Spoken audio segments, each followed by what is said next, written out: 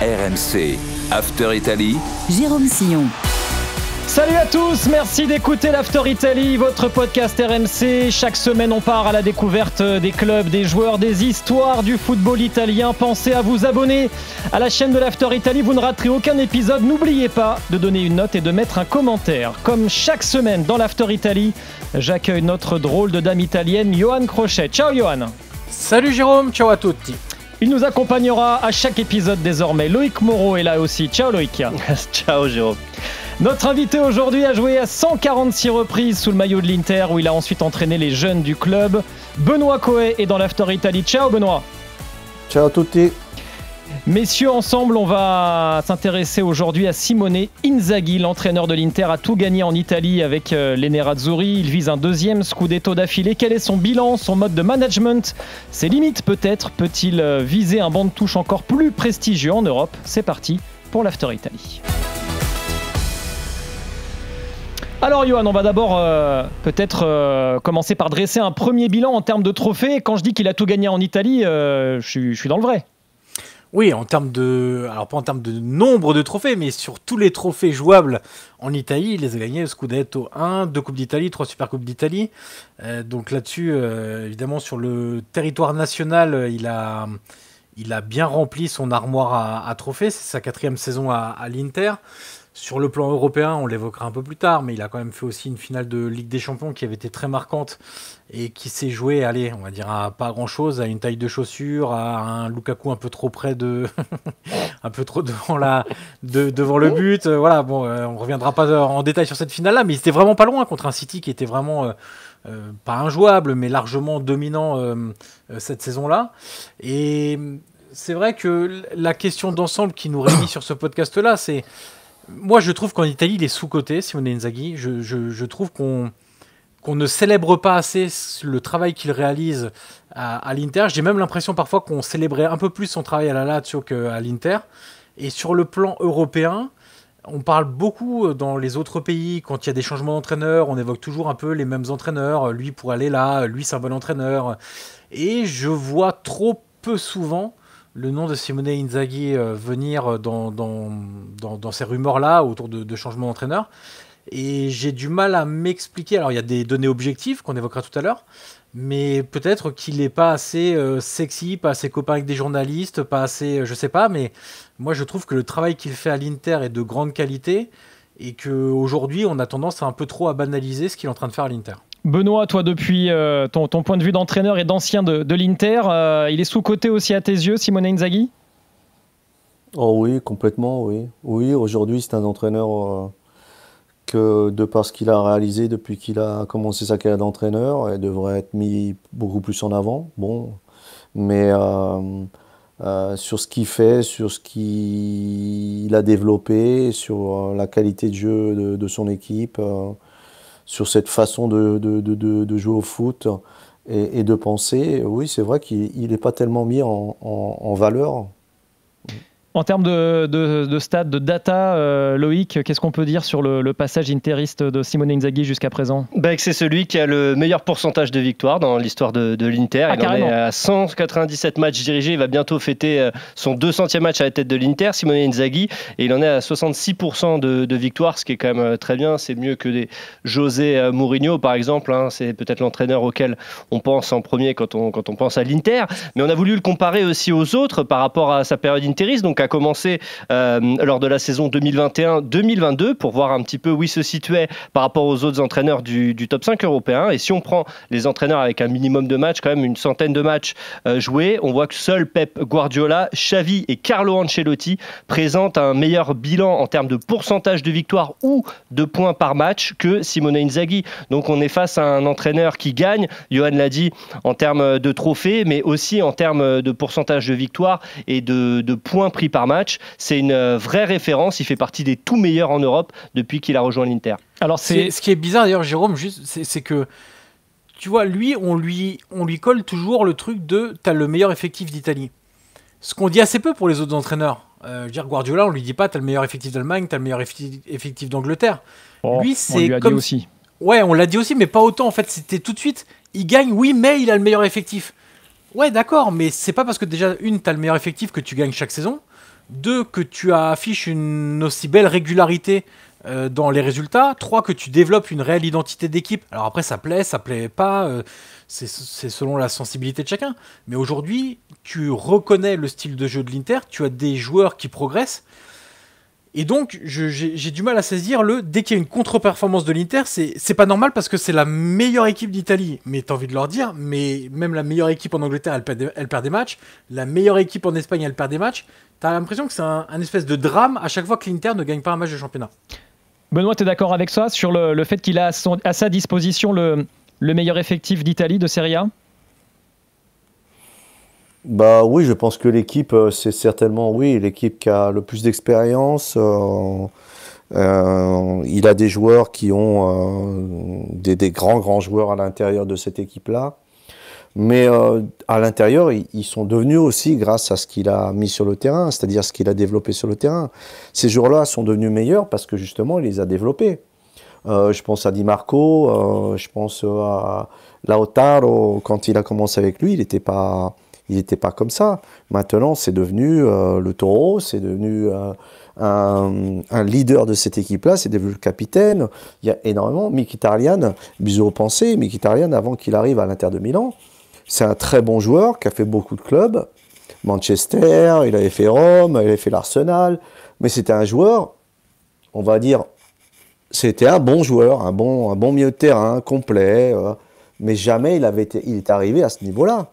Et puis, il a su les replacer, Benoît, aussi, parce que tu parles de Mkhitaryan. Effectivement, il était plus ailier au début de sa carrière. Là, maintenant, il joue donc dans le milieu à 3. Et c'est la même chose pour Hakan Çalhanoğlu. Hakan Çalhanoğlu qui jouait plutôt 10 à l'AC Milan. Il le fait redescendre d'un cran. Et Çalhanoğlu, il n'a jamais été aussi bon que depuis qu'il est à l'Inter. Oui, tout à fait. Mais je pense qu'il a bonifié... des joueurs, il a réussi à travers ce jeu, comme il a dit, ça plaît ou ça plaît pas, mais quand une équipe elle joue bien, c'est difficile de dire que ça plaît pas. Mais honnêtement, la qualité qu'il a mis et qu'il a fait naître à travers ce jeu qui est continu, qui est intéressant, où il y a énormément de variations. Où les attaquants se retrouvent, c'est une équipe qui marque énormément de buts, des défenseurs qui sont capables d'attaquer. Il n'y a pas tellement de points de fixation. Tout le monde peut arriver à marquer des buts. Donc c'est très intéressant ce qu'il fait. Et c'est vrai qu'il n'est pas tellement mis en valeur. Peut-être aussi de par son caractère aussi, certainement. C'était quelqu'un qui est assez, un peu comme a été... Moi, je le paragonne beaucoup à Ancelotti au début de sa carrière. Ancelotti, c'était quelqu'un de très mesuré, et il est encore très mesuré aujourd'hui. Et au début de sa carrière, quand il a été à la Juve, Ancelotti a eu énormément de difficultés parce qu'il n'avait pas gagné le titre à la Juve. Il avait la meilleure équipe. Et il avait été maltraité à l'époque, nommé comme un perdant, et à la fin, aujourd'hui, c'est un des plus grands, presque le plus grand entraîneur du monde. Donc, j'en reviens sur Inzaghi, où c'est un peu le style de management qu'on peut retrouver, où une personne qui est très humble, qui cherche à travailler le mieux possible, de mettre les joueurs dans les meilleures conditions, pour qu'ils rendent le mieux possible sur le terrain. Et là-dessus, je crois qu'il le fait très très bien. Johan, c'est quoi le style justement Simone Inzaghi? Avant de parler peut-être de son relationnel avec les joueurs, d'abord le style de jeu. Quand on regarde l'Inter, à quoi il faut qu'on s'attende quand on sait que c'est Simone Inzaghi qui est sur le banc? Alors déjà, c'est articulé autour d'un système qui est fixe, assez immuable, et on y reviendra dans ses limites. C'est peut-être une limite aujourd'hui, en tout cas en Italie, beaucoup le pensent. C'est son fameux 3-5-2 avec une doublette d'attaquants qu'on voit assez peu. Maintenant, un duo d'attaquants dans les grands clubs, on en a assez peu dans ces exemples-là.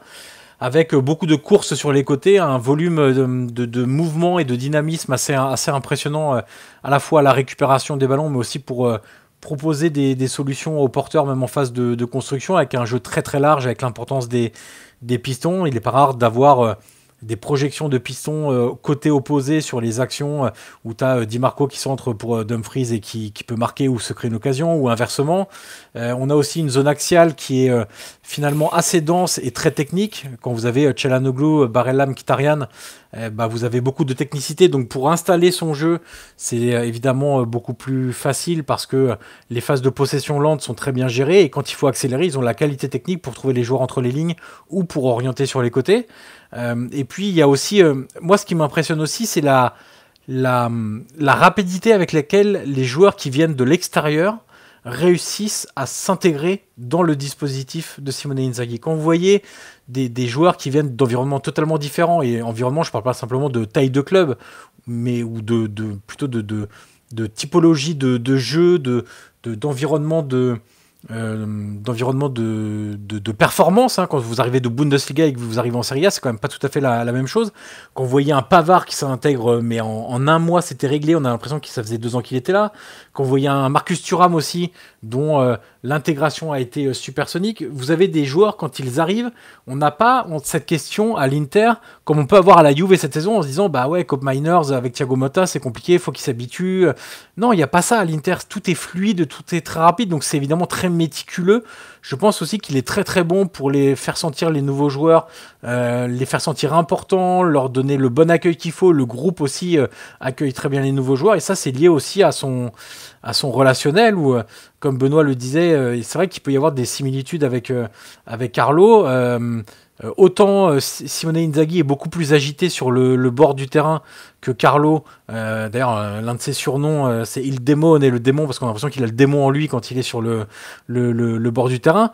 Autant dans sa gestion au quotidien, dans la façon qu'il a de donner confiance à ses joueurs, d'être exigeant avec eux et d'avoir un peu une gestion paternaliste, mais pour autant être capable de donner des coups de gueule comme le fait d'ailleurs Carlo Ancelotti. C'est vrai qu'il y a des ressemblances assez étroites. Loïc, sur la stratégie de jeu, toi qui regardes tous les matchs de l'Inter, on prend du plaisir à regarder le Simone Inzaghi. Oui, bordel, qu'est-ce qu'on en prend comme plaisir. Alors un petit peu moins depuis le début de l'année, c'est vrai, depuis le début de l'année 2025, mais oui, clairement, il y a aussi cette notion de beau jeu, de plaisir. Johan détaillait la façon de jouer d'Inzaghi, beaucoup de triangles aussi entre les joueurs, des petits triangles dans les petits espaces. Quand techniquement les joueurs sont au top, je pense notamment au milieu de terrain, au pluriel, Barella, Çalhanoğlu, Mkhitaryan, il y a vraiment une fluidité et c'est beau à voir jouer. C'est vraiment très beau à voir jouer. Il a poussé plus loin encore ce que faisait Antonio Conte. C'est d'ailleurs aussi pour ça qu'il avait été recruté par l'Inter, Simone Inzaghi, dans le sens où il a sublimé vraiment ce 3-5-2. L'Inter est une équipe qui est capable en quelques secondes de se retrouver de sa surface à la surface adverse en quelques passes, bien senti. On sent que ça coulisse très bien, que les joueurs savent parfaitement ce qu'ils ont à faire, et c'est vrai que quand techniquement ils sont au top et quand devant ils sont comment dire létals, ouais c'est bien ça. Eh ben, ça peut faire très mal, et c'est vrai qu'on oublie souvent aussi de mettre ça au crédit de Simone Inzaghi, d'avoir été capable de mettre en place une équipe qui joue bien au foot. Ouais, il y a quand même une mécanique sur le jeu, c'est les rotations. C'est une expression qu'on emploie beaucoup en Italie et on regarde ça très attentivement. C'est en gros comment les joueurs bougent en fonction de celui qui a le ballon, comment le joueur bouge en fonction du bloc adverse. Et vous avez des principes de rotation où Bastoni, qui est le 3e défenseur central, se retrouve pisson, puis se retrouve ailier gauche, où Di Marco part de son poste d'ailier gauche, de piston gauche, pour être un milieu de terrain supplémentaire ajouté. Vous avez un Pavard qui rentre un peu plus à l'intérieur, ou un Pavard qui se retrouve ailier droit. Donc vous avez toute cette mécanique-là, où quand on parle d'amélioration des joueurs, tout à l'heure Benoît le disait pour Di Marco, pour Lautaro, pour Mkhitaryan et pour d'autres, c'est vrai qu'il a ça aussi, c'est qu'il a réussi à développer les joueurs de manière beaucoup plus complète que ce que leur profil offrait au départ. Quand vous voyez un Bastoni aujourd'hui, son utilisation du ballon, sa réflexion avec ballon, son QI football a extrêmement progressé parce qu'il ne lui demande pas simplement d'être le premier relanceur en défense. Il lui demande aussi d'apporter des solutions aux porteurs de ballon. Il lui demande de faire des sovrapposizioni, comment on dit, des dédoublements. Des dédoublements. Des dédoublements, c'est ça. Des dédoublements avec Di Marco quand il est sur le côté gauche, donc de se projeter aussi sans ballon. Donc qui complète aussi les profils initiaux des joueurs. Et c'est vrai que tous ces joueurs-là ont énormément progressé, alors que quand on regarde dans cet effectif de l'Inter, tout à l'heure Loïc détaillait la moyenne de points, il ne faut pas oublier non plus que, alors c'est moins vrai cet été, enfin l'été dernier, mais on lui a enlevé des joueurs chaque année parce que le modèle de l'Inter sous Sonning, qui était en grande difficulté financière, c'était il faut aussi vendre des joueurs pour financer le mercato et pour financer l'autosuffisance. Merci, suffisance du club. Donc on lui a vendu des Lukaku, on lui a vendu des Hakimi, on lui a vendu des Onana, tout le monde. Onana, Brozovic. Ouais. Donc on lui a vendu quand même Skriniar, on lui a vendu quand même pas mal de joueurs. Loïc avait sorti les datas qu'il m'a envoyées sur les 4 grands championnats européens plus la Ligue 1. Il n'y a aucun gros club, alors gros club j'entends de la taille de l'Inter, qui a autant une balance positive sur le transfert que l'Inter depuis que Simone Inzaghi est à l'Inter. 100 millions d'euros, 100 millions d'euros de balance positive. Exactement, et quand vous prenez les 2 autres gros en Italie, la Juve c'est moins 200 millions d'euros, le Milan c'est moins 275 millions d'euros. Donc ça veut dire que tout ce développement, tout le travail qu'il a fait, les trophées qu'il a gagnés, c'est aussi à mettre en parallèle avec, on va dire, la dimension économique qu'avait le club à ce moment-là, et donc des sacrifices sur le terrain qu'il a fallu faire en perdant des éléments importants. Tous ces éléments, Benoît Coët, ça nous donne l'impression que c'était vraiment le bon choix pour succéder à Antonio Conte, parce que la valorisation totale de l'effectif également, elle a gagné 100 millions d'euros depuis que Inzaghi est arrivé sur le banc de l'Inter. C'était vraiment le bon choix, il est vraiment le successeur qu'il fallait? Honnêtement, je pense que c'était le meilleur choix pour une motivation déjà, c'est qu'à la Lazio, je pense que de tous les entraîneurs qui étaient jeunes, qui commençaient leur carrière, ce qu'ils étaient en train de faire dans les clubs où ils étaient. Donc lui, il était à la Lazio, dans des conditions difficiles, et le club arrive à avoir des résultats. Il l'emmène en Champions League, il lui fait gagner une super coupe, il lui fait gagner une coupe d'Italie, avec un effectif que chaque année aussi, c'est la même chose, où il faut que tu ailles chercher des joueurs, où il y avait Iglitar comme directeur sportif, qui a été très très bon. Ensemble, ils ont très très bien fonctionné. Là-dessus, je pense que oui, c'était le meilleur choix pour l'Inter de Milan. Ils ont fait un pari. Moi, je pense que le pari de départ était le plus juste dans le fait que c'était l'entraîneur qui pouvait encore s'améliorer, qui demandait qu'à s'améliorer, qui était jeune, qui pouvait justement apporter cette idée qu'il avait du foot, et qui avait été très très bien à la Lazio. Et là-dessus, le club a été très bon pour se mettre avec eux. Il a justement la capacité à se faire aimer, d'après moi, parce que justement le club a misé sur lui, mais il l'a bien rendu. Donc là-dessus, c'est comme un mariage, non? C'est comme un mariage. Et là-dessus, il y a eu une entente dès le départ. Sa façon de manager plaît énormément. Il arrive à, justement, ce qu'on disait avant, il arrive à calmer les joueurs dans les moments difficiles, il arrive à augmenter l'intensité quand il y a besoin, il arrive à... Et tu le vois après les matchs, dans les interviews, c'est toujours très calme, très posé, dans le fait que c'est quelqu'un, si les choses se passent bien, on met en avant que le match a été très bon. Si ça se passe mal, on est là tranquille, il faut qu'on continue. On admet aussi qu'on a pu se tromper ou qu'on n'a pas fait le bon match, mais toujours avec les paroles justes pour pas ne créer une polémique, pour pas le mettre en difficulté le club, pour pas le mettre en difficulté ses joueurs. Et là-dessus, il est très très fort. Il est très très fort. Sur l'aspect italien, on l'a dit, donc c'est une immense réussite. Une finale de Ligue des Champions pour ce qui concerne les coupes européennes, mais la déception de l'élimination la saison dernière en 8e de finale face à l'Atlético. Est-ce que du point de vue des coupes européennes et notamment de la Champions League, est-ce qu'il a assez gagné en Europe, Simone Inzaghi, pour être justement mieux considéré?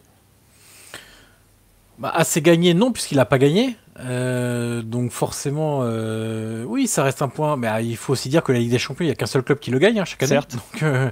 Donc voilà. Alors, juste pour revenir sur immense satisfaction de l'Italie, moi je dirais très grande satisfaction. Pour moi, il manque un titre quand même.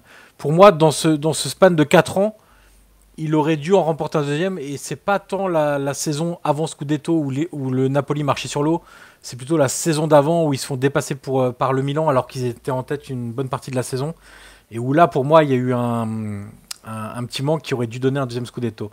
Et il sera peut-être là à la fin de la saison. Hein. Et exactement, s'il le gagne cette saison-là, ça sera très bien. Non, sur le plan européen, on est très contrasté. On a souvent discuté avec Loïc. C'est entre la fameuse finale et la saison d'après, ce huitième de finale très mal géré. Alors, c'est pas Simone Inzaghi qui est sur le terrain. Hein. Non, c'est Marko Arnautovic.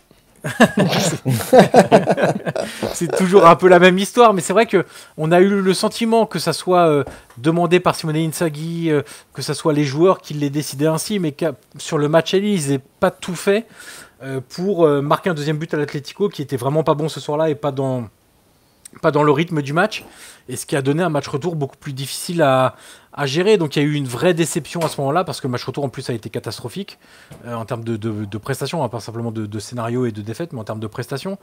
Donc oui, sans doute que ça joue un petit peu aujourd'hui, plus ce huitième de finale-là un peu décevant. C'est vrai que ça a refroidi un peu, parce qu'en plus il y avait la vraie volonté du côté de l'Inter après la finale de se dire on n'est pas si loin quand même des gros clubs européens. La preuve, contre City, on a quand même été tout proche de pouvoir au moins égaliser, au moins marquer avant, pousser en prolongation. Je sais pas, peut-être qu'ils auraient même perdu en prolongation au tir au but, peu importe, mais d'être finalement très proche de City. Alors que là, sur le match contre l'Atlético, tu regardes le match retour, tu te dis il y a une équipe de top club européen, une équipe qui n'en fait pas partie. Et c'était malheureusement l'Inter sur cette rencontre retour. Sur l'aspect européen, Loïc, qu'est-ce qu'il doit encore améliorer selon toi, Simone Inzaghi, avec son équipe ? C'est compliqué à dire, parce que qu'est-ce qu'il doit améliorer au final si tu prends la finale de 2023, rien. Il doit la gagner, cette finale. Les plus grosses occasions sont côté Inter. Yo l'a rappelé, ça s'est joué à un Lukaku, manque de bol. Donc, quoi faire d'autre ? Le problème de l'Inter, c'est que, et t'en parlais au début du podcast, Jay, par rapport à l'effectif. On rabâche en Italie, oui, c'est le meilleur effectif d'Italie. Ok, alors déjà, je ne suis pas forcément d'accord. C'est peut-être le meilleur 11 de départ si tu prends tous les titulaires d'Italie. Mais en termes sur le banc, ce n'est pas le cas du tout. Et la problématique quand tu arrives en Champions League, et c'est exactement ce qui arrive comme par hasard à l'Inter cette saison, c'est que tu as des blessés, tu as des indisponibles, et que derrière, donc, tu dois solliciter ton banc. Et le banc de l'Inter, ce n'est pas l'équipe, c'est pas le 11 titulaire. Et le problème, c'est que, contrairement à beaucoup de clubs anglais qui ont deux équipes, qui peuvent aligner deux équipes ou qui peuvent interchanger 2-3 joueurs, ça se voit pas. Et à l'Inter, dès que tu commences à toucher au 11 type, dès que tu enlèves un Bastoni, dès que tu enlèves un Barella, dès que tu enlèves un Thuram, ça se ressent, et ça se ressent fort, très fort. Donc du coup, tu as beaucoup moins de marge de manœuvre, tu es obligé de composer avec les mecs que tu as, ce qui va être le cas encore lors de la double confrontation face à Feyenoord.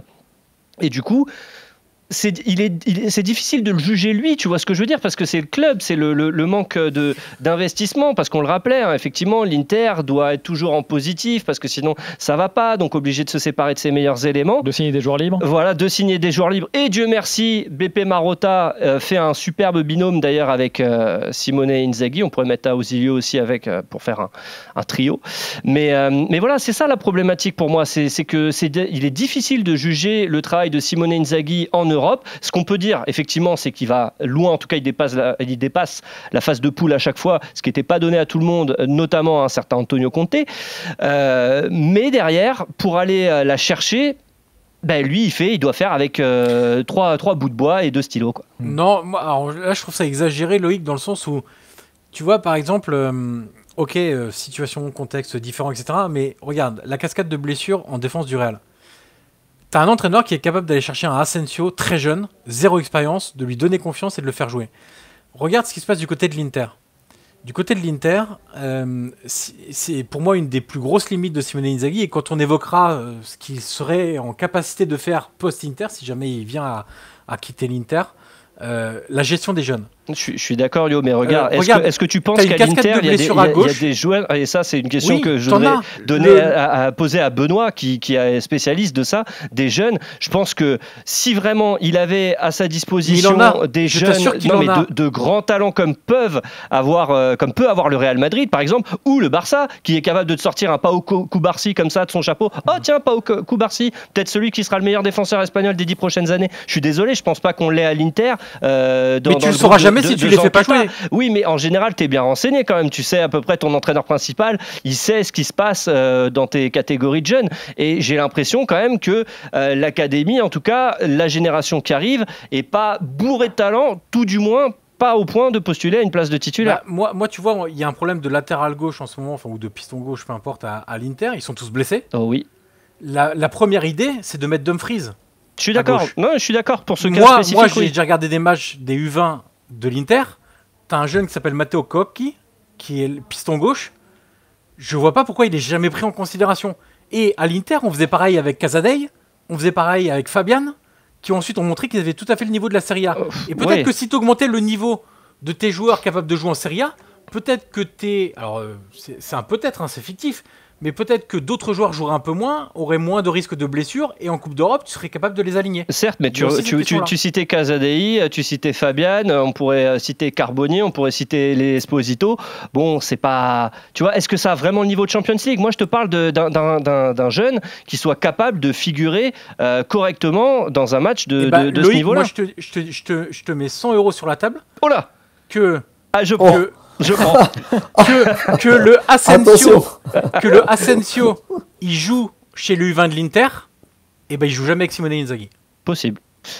Benoît, ton regard sur l'utilisation des jeunes, on va dire peut-être trop limité, pratiqué par Simone Inzaghi. Ça c'est un vrai sujet, hein, mais là c'est un problème qui est pas d'aujourd'hui en Italie. Je rappelle que tu as entraîné les équipes de jeunes de l'Inter. Hein. C'est exact, donc c'est pas d'aujourd'hui, c'est un vrai problème, même si depuis les 3-4 dernières années aujourd'hui est née la fameuse série C où les clubs de Serie A, quelques clubs ont commencé que ce soit le premier, ça a été la Juve, après est parti l'Atalanta, le Milan AC s'y est mis, l'Inter de Milan ne s'est pas encore mis pour avoir cette série C. Mais ça va être fait. Donc certainement c'est des steps supplémentaires pour justement je vais dans son sens où si tu as ce step là, tu peux comprendre exactement quel type de joueur tu as et tu peux les évaluer justement avec des adultes. Et donc à partir de là, tu as une meilleure visibilité du joueur. Et comme tu dis, si tu as cette équipe-là, peut-être que justement ce Asensio qui aujourd'hui est passé au Real Madrid, de passer de la deuxième équipe à la première équipe, mais que justement Ancelotti a vu, et certainement c'est pas un hasard, et donc à partir de là, il peut intégrer la première équipe. Mais bon, je pense que là-dessus, ça a été un problème politique qu'aujourd'hui ils sont en train de résoudre. Il faut rentrer dans une certaine mentalité. Le championnat italien était un championnat vieux. Aujourd'hui, il est en train d'évoluer, où les entraîneurs ne risquaient pas, absolument pas. Et donc, à partir de là, c'était toujours, si tu vas faire jouer un jeune, attention, parce que il risque de faire une erreur et ça va te coûter ta place. Donc, la façon de penser en Italie, c'était ça. Maintenant, il y a une certaine évolution là-dessus. La preuve, la Juve, énormément de jeunes sont passés de la série C à la Serie A ces dernières années. Ça veut dire que le travail a été fait et l'évaluation de ces joueurs-là a été positive pour ces jeunes parce qu'ils peuvent jouer avec la première équipe. Donc l'Inter de Milan fera certainement la même chose. Au Milan AC, c'est la même chose aujourd'hui. L'Atalanta, certainement, c'est la même chose. Le club en soi, l'Inter de Milan, a toujours produit des joueurs. Ouais. Il a toujours produit au niveau du centre de formation. Il a toujours fait les Casadei, les Carboni, les Esposito, ça a toujours été fait. Le club en a fait énormément, on a produit énormément. Mais c'est le développement au niveau de la première équipe n'a jamais été dans le sens de ces jeunes. Di Marco est revenu après 3-4 clubs où il a été. Il a été en Suisse, il a été à Empoli, il a été à Parme, il a été avant de retourner, alors que c'est un joueur extraordinaire. Non. Mais moi, je l'ai vu, c'était un gamin. C'est pas ma génération. Moi, je l'ai entraîné quelques fois. C'est général 97. Moi, j'avais les 98 à ce moment-là. Et Di Marco, c'était la même chose qu'il faisait aujourd'hui. Mais il a dû faire un parcours à l'extérieur du club pour pouvoir et démontrer qu'il était capable de pouvoir arriver à l'interminant et jouer dans la première équipe. Et c'est devenu ce que c'est devenu. Mais ça, c'est pas le problème seulement de l'interminant, c'était le problème en général du calcio en Italie. Alors on a parlé de cette limite peut-être au niveau de l'utilisation trop limitée des jeunes joueurs. Moi je vois une autre peut-être limite à l'évolution de Simone Inzaghi s'il veut aller par exemple en Angleterre ou en Espagne entraîner les plus grands clubs. C'est cette agitation chronique sur le banc de touche. C'est vrai qu'il est... Tu parlais tout à l'heure de démon, Johan. Pour moi ça peut être... il y a un aspect positif. Antonio Conte a entraîné Chelsea. Il était comme ça. Hazard on pouvait plus sur le bord de la pelouse à la voir tout le temps au niveau de son oreille en train de lui crier dessus. Mais est-ce que c'est pas quelque part une limite, ça aussi, à son évolution vers un plus grand club? C'est difficile parce que ça dépendra de ce qu'attendent les propriétaires en termes d'attitude sur le banc. Mais tu as cité Conte, on pourrait citer Thomas Tuchel, on pourrait citer Unai Emery. Diego Simeone. Voilà, Simeone. Alors dans des moins gros clubs aujourd'hui, mais un De Zerbi sur le banc. Il y a quand même beaucoup d'entraîneurs qui sont relativement agités, pour reprendre l'expression que tu as donnée. Je ne suis pas certain que ça soit... il faut faire attention que ça ne dépasse pas des limites, que tu en viennes à t'en prendre aux arbitres, ce genre de choses-là, ou à des adversaires, ou à avoir un comportement antisportif. Il faut faire attention à ça, mais la façon de vivre de manière très intense les matchs de Simone Inzaghi, oui, ça peut être aussi vu comme... un boost pour les joueurs de suivre l'énergie de leur entraîneur. En fait, ça dépend de ta sensibilité par rapport à ça. Si tu trouves que c'est exagéré, tu vas trouver ça insupportable. Si tu fais pas trop attention à ça, un peu comme moi, tu vas dire que ça peut être aussi quelque part un peu positif pour les joueurs. Je sais pas.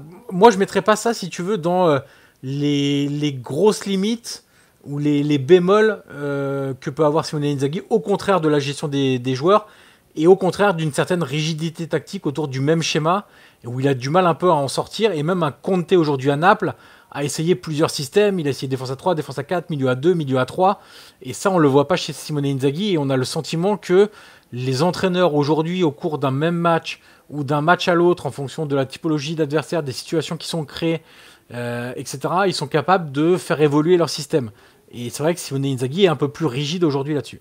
Loïc. C'est marrant ce que tu disais par rapport au fait qu'il s'agite sur sa zone technique, parce que c'est quelque chose que ses détracteurs mettent. Oui, justement, ses détracteurs mettent toujours en avant en disant mais il est jamais dans sa zone, mais regardez, c'est n'importe quoi, il est jamais sanctionné, et puis c'est Simone Inzaghi, il arrête pas de se plaindre, et puis ceci, cela. En fait, c'est marrant parce que le gars, il pourrait faire quand il est trop exubérant sur sa ligne de touche, on lui reproche. Par contre, quand il arrive en zone mixte et qu'il dit il est un peu plat, parce que effectivement, comme on l'a dit, c'est quelqu'un qui ne se met jamais en avant et qui essaye toujours de prendre un petit peu, de faire bouclier par rapport à son équipe. On lui reproche en disant mais oui, mais ça manque de punchline, c'est pas Antonio Conte, il est trop mou, il est trop ceci, trop cela. En fait, Inzaghi, on peut lui reprocher un peu ce qu'on veut, on lui reprochera toujours l'inverse de ce qu'il est ou de ce qu'il n'est pas, et c'est ça qui est assez marrant. Mais c'est vrai que si on juge factuellement, la façon dont il est aussi sur le bord du terrain, c'est parce qu'il vit les choses, et Lautaro Martinez il avait dit c'est le gros avantage de Simone Inzaghi, c'est qu'il réfléchit encore comme un footballeur, et c'est aussi pour ça qu'il vit les choses de manière très intense, et après c'est vrai qu'il y a un gros contraste quand on le voit arriver en conférence de presse et qu'il essaye toujours pas de polémique, tout ça, il est vraiment très il essaye d'arrondir toujours les angles. Après, je rejoins Yo pour le seul défaut moi que je lui vois qui pourrait être pas rédhibitoire, non, mais qui pourrait poser problème s'il devait aller à l'étranger. Par contre, c'est vrai que ce serait peut-être sa flexibilité ou son manque de flexibilité tactique. On va avoir la réponse notamment lors de la double manche face à Feyenoord en Champions League pour voir justement par rapport au nombre de blessés qu'il a, est-ce qu'il va être capable de remoduler un petit peu son 3-5-2 qu'il érige en totem. C'est là où on va voir cette flexibilité, ces ajustements, s'il arrive entre guillemets à trouver la solution à une problématique qui peut toucher tous les entraîneurs, c'est-à-dire une accumulation de blessés, tout en gardant à peu près la même philosophie, ça il n'y a pas de doute, mais le même niveau en fait de compétitivité pour affronter une équipe comme Feyenoord en Ligue des Champions. Benoît Coé, est-ce que tu trouves Simone Inzaghi trop rigide tactiquement et trop excité sur le banc de touche? Débrouille-toi avec ça. S'il y avait... ouais, c'est super sympa. Ouais, vous avez autre chose, toi? Non, mais trop excité. Qu'est-ce que ça veut dire?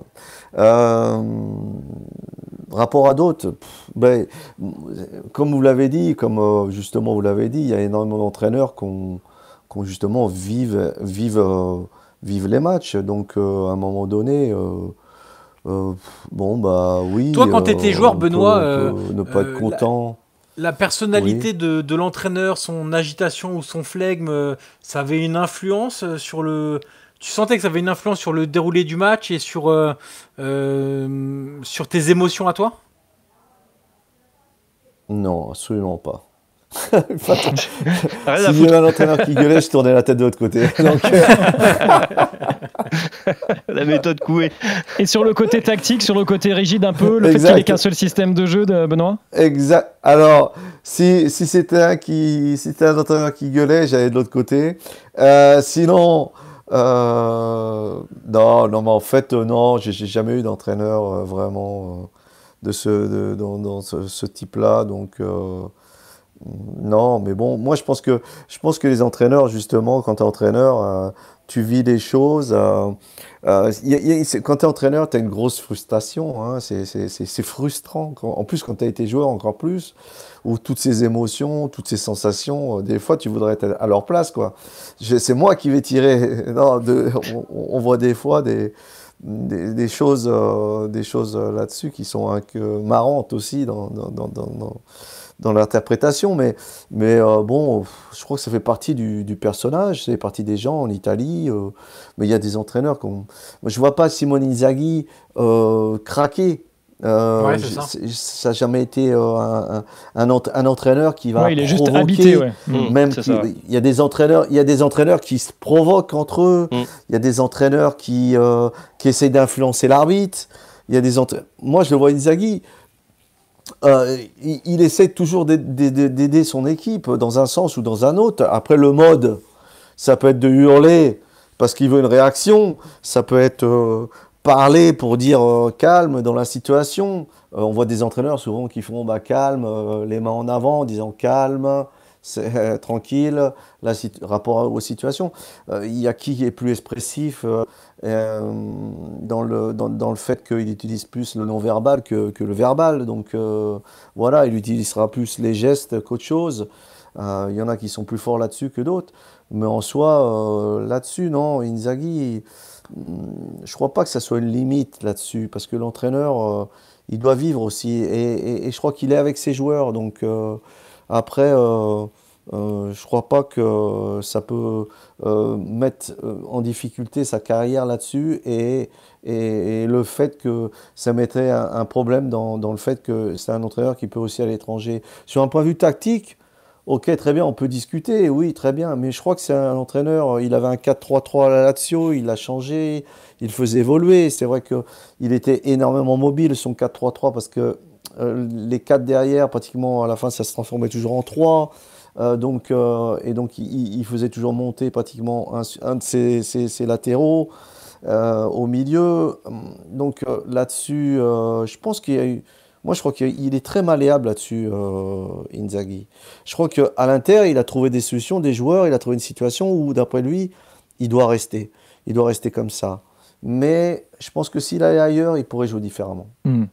Alors justement, s'il allait ailleurs, c'est la question qu'on se pose, que je vais vous poser. Non, moi je me la pose pas, il est très bien ici. Tu veux le garder, j'ai compris. Jusqu'en 2027, il reste. Il est sous contrat de toute façon à l'Inter, mais s'il était amené à quitter l'Inter, parce que peut-être que d'autres clubs lui feront la cour, en tout cas on lui souhaite évidemment, où est-ce que vous le voyez aller, dans quel championnat, dans quel type de club? Est-ce que d'ailleurs c'est plus vers un club en particulier que vers un championnat, Johan?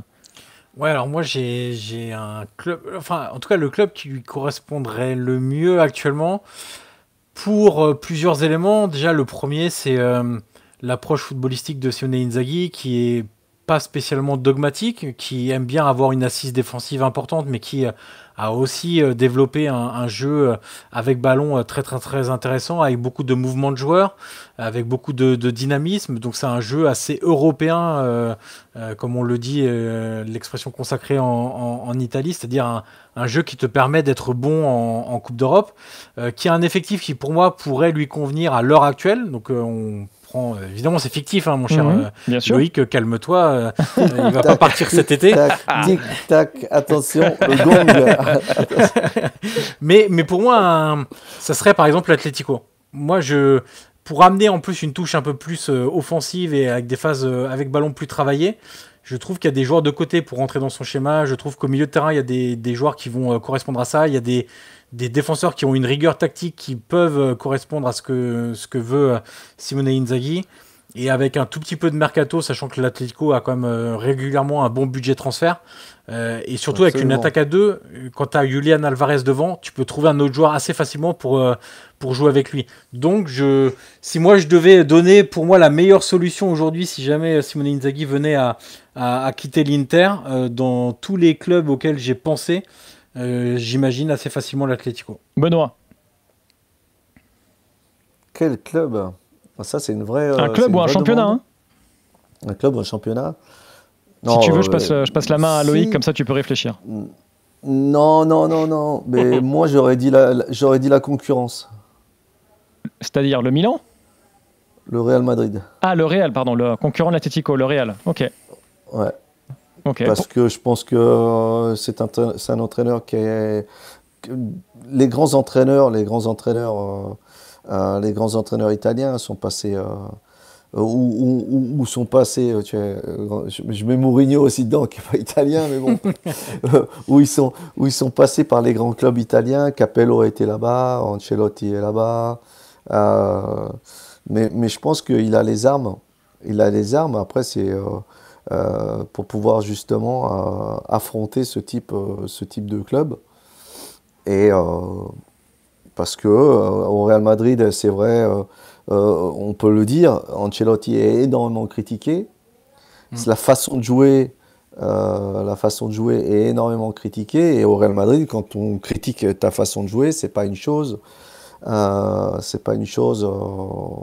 rien. Banal. C'est pas une chose de rien. Il est sorti dernièrement, qui était considéré comme le meilleur entraîneur en Espagne. Ancelotti ne sortait pas comme meilleur entraîneur. Après, vous êtes en train de parler d'un monstre. On est en train de parler d'un monstre, hein, de gestion, d'une personne qui a une expérience tellement extrême que il sait tout faire. Mais au niveau du jeu, Inzaghi pourrait apporter quelque chose de différent. Il pourrait justement là-dessus avoir la chance de pouvoir devenir un grand entraîneur reconnu dans le monde. Loïc, pour conclure. Moi, je le verrais bien en première ligue. Je le verrais bien en Angleterre. Je pense que c'est un type de football qui correspondrait bien à sa façon de jouer. Après, voilà, il faudrait voir dans quel club spécifique. Je pense qu'il lui faut un club où l'environnement est assez sain. Il y a eu des rumeurs comme quoi Manchester United l'aurait sondé en début de saison, je crois que c'était au moment de remplacer Tena. L'ambiance sain, c'est pour Manchester c'est pour ça, United. Il a dit non merci, non ça va aller, revenez plus tard. Vous avez des amis là-bas Mais en fait, voilà, quand on voit ce que fait Arne Slot, par exemple à Liverpool, on voit qu'un entraîneur avec des vrais préceptes de jeu un petit peu petit peu dogmatique peut fonctionner et je pense que alors Liverpool se porte très bien, mais un club comme Manchester City après le départ de Pep Guardiola pourrait lui convenir, parce que là on l'a dit tout au long du podcast, Simone Inzaghi il fait avec ce qu'on lui donne, donc il a pas les mains libres, il n'a pas le chéquier qui est à disposition, donc si on lui donnait vraiment, je pense, les moyens de mener à bien vraiment un projet Inzaghi comme il l'a fait avec l'Inter, mais avec un budget supplémentaire, je pense qu'effectivement il pourrait sublimer encore ce qu'il a montré depuis déjà pas mal d'années, puisque ça remonte déjà à avant l'Inter à la Lazio, et effectivement je le verrais dans un top club anglais, Manchester City, ça me paraîtrait pas mal. Affaire à suivre donc, voilà ce qu'on pouvait dire sur Simone Inzaghi. Est-il sous-coté? Vous l'avez compris, on est tous plus ou moins d'accord pour dire qu'il mérite sans doute un peu plus de considération. Il lui reste une fin de saison évidemment à bâtir avec l'Inter pour essayer de remporter de nouveaux trophées et faire monter sa cote, bien évidemment. Merci Loïc, merci Johan, merci Benoît Coé. De rien, merci à tous. À très vite dans l'After Italy. À très vite. On n'oublie pas de s'abonner, on n'oublie pas de mettre un commentaire, de donner une note à notre podcast. Et évidemment. Alors c'est sur 5, sur Spotify, il y a 10 sur 5. 10 sur 5, parfait. Et on se dit à très vite pour un nouvel After Italy. Ciao. After Italy.